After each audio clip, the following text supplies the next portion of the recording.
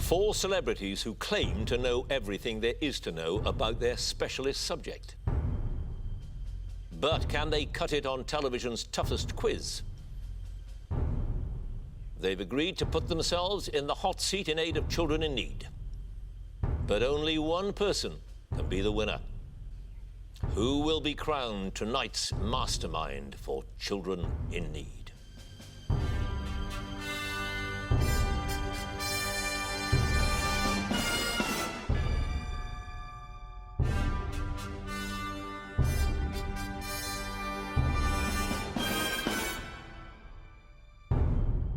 In the spotlight tonight, Karen Taylor, who has high hopes for her subject, the much-loved steeplejack Fred Dibner. Next, Imran Youssef and the Hong Kong films of Kung Fu King Jackie Chan. A rather more scholarly offering for Russell Kane, Evelyn Waugh, and Jared Christmas, who answers questions on the children's cartoon series, The Transformers.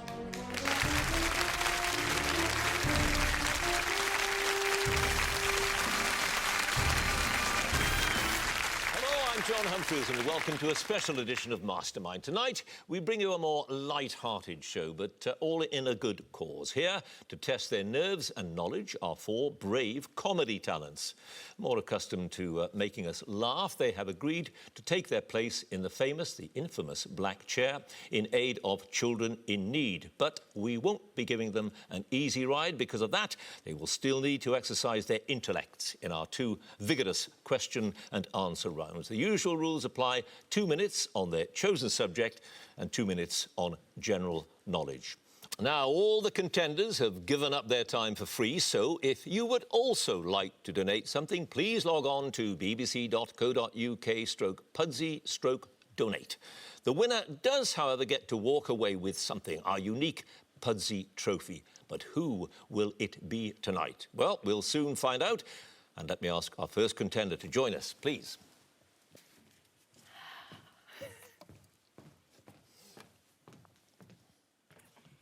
And your name is? Karen Taylor. Your occupation? Actress and comedian. And your specialist subject? The life and works of Fred Dibner. Fred Dibner, in 2 minutes, starting now. In which Lancashire town was Fred Dibner born in 1938? Bolton. Correct. Fred's home for over 35 years is now a heritage centre in his name. It was a Victorian estate building designed for what purpose? A mill. A gatehouse. On which building was he working when he made his first television appearance on Look North West in 1978? Bolton Parish Church. Bolton Town Hall, close. Fred's technical drawing became an important feature of his television programmes after he did a drawing of which cathedral in the series Magnificent Monuments? St Paul's Cathedral. Correct. Fred's beloved Evelyn and Porter steamroller was originally given what name after his first wife? Alison. Yes, on finishing his formal education, Fred was given an apprenticeship by a local employer, Bill Rawlinson, in which occupation? Joiner. Yeah. Where did he take his first wife, Alison, and their 3 daughters for a holiday, although he spent much of his time repairing a small chimney at an engineering works there? Blackpool. Yes, as a teenager, Fred attached 2 items to the top of a very tall chimney for a bet, and the prank was blamed on Manchester University rag students. What were the items? Union Jack. They were. Which catchphrase long associated with Fred followed "It's done for" after he felled his first chimney on television in 1979? Do you like that? Yes. Born to his second wife, Susan, Fred's 2 sons are called Jack and... Roger. Roger. Which of Fred's projects in his own backyard was documented in the 2004 programme Dig with Dibner? Sinking a mine shaft. Yep, as a steeplejack, Fred was a one-man band, but he did have one long-serving assistant on the ground, an ex-builder. Who was he? Don Payton. Yep, when he did his national service in Germany, to what duty was he assigned before being employed to look after the regiment's stables and buildings? Catering corps. Catering, yes. Fred's early career as a steeplejack was helped by a chance meeting with his former art teacher, Lonsdale Bonner, who, according to Fred, talked posh. What fee did the teacher receive from Fred for every job he got him? £10. Yes, what part of a Courtauld factory did he accidentally demolish with falling bricks in one of his rare mishaps as a steeplejack? Workshop. Blacksmith shop. Which award did Fred receive from the Queen at Buckingham Palace in July 2004, an event he followed with a tour of London on his steam tractor? MBE. Yes, what did he make for the church in Kirkby Malham, where his son, "I started so I'll finish," was christened in 1987? A weathercock. A weathercock is correct. You had no passes, Karen. You've got 14 points. Thanks.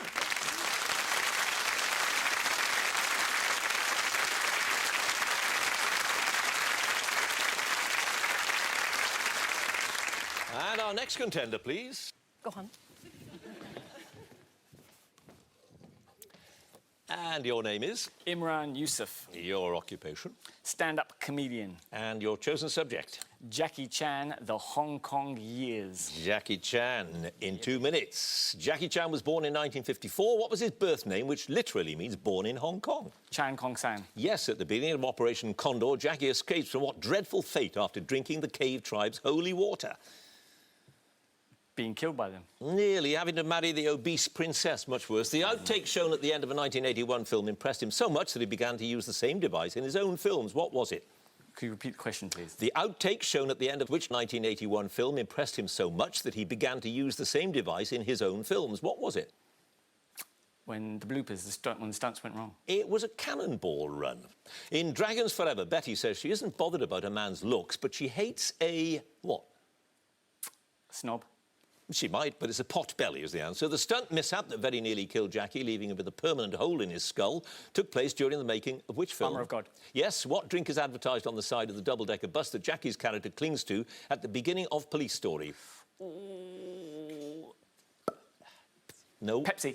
No, lemon tea. Close. When questioned about his beliefs at the end of Armour of God, the Hawk says he believes in a very powerful God that provides him with his food and lodgings. What is it?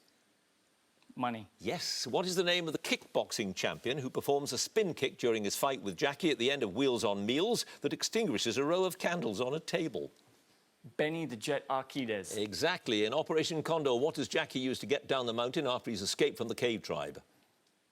A big inflatable plastic balloon ball thing that he falls into. It's sort of. It was a Zorb ball, Yeah. but that's, yeah. While he was a pupil at the China Drama Academy, Jackie was chosen to be part of which opera troupe? 7 Little Fortunes. Yes. In Police Story, how many times does Jackie's character get his own birthday cake shoved in his face after a misunderstanding at his apartment? 3 times. Yeah. What is the name of the co-star in Police Story 3 Super Cop who performs Michelle the Yeoh. memorable motorbike stunt at the end of the film? Michelle Yeoh. Correct. In Dragons Forever, the trial is adjourned after the expert witness is ordered by the judge to answer what question put to her by Jackie, the defence lawyer? Do you love me? No. I mean, no, I don't love you, but the answer is correct. And you have a total, Imran, of 9 points.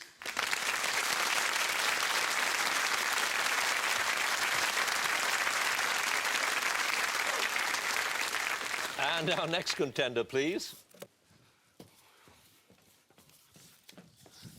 And your name is? It's Russell. Your occupation? Comedian, presenter, writer, I suppose. And your chosen subject?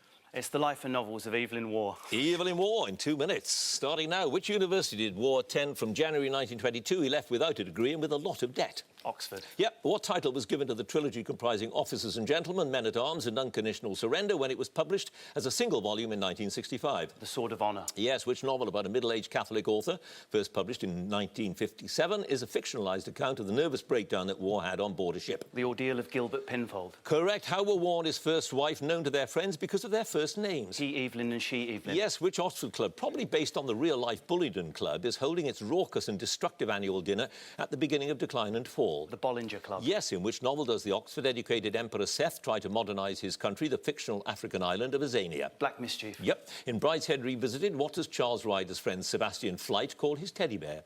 Aloysius. Yes, the title of which of Waugh's novels was taken from a line in T.S. Eliot's The Waste Land? Handful of Dust. Yes, to which village in Somerset did Waugh and his family move in 1956? Pixton. Coomflorry. In Scoop, William Booth is a nature correspondent sent abroad after being mistaken for a war reporter. For which national newspaper does he work? The Daily Beast. Yes, which novel set at the beginning of the Second World War reintroduces characters from other works, such as Basil Seal from Black Mischief?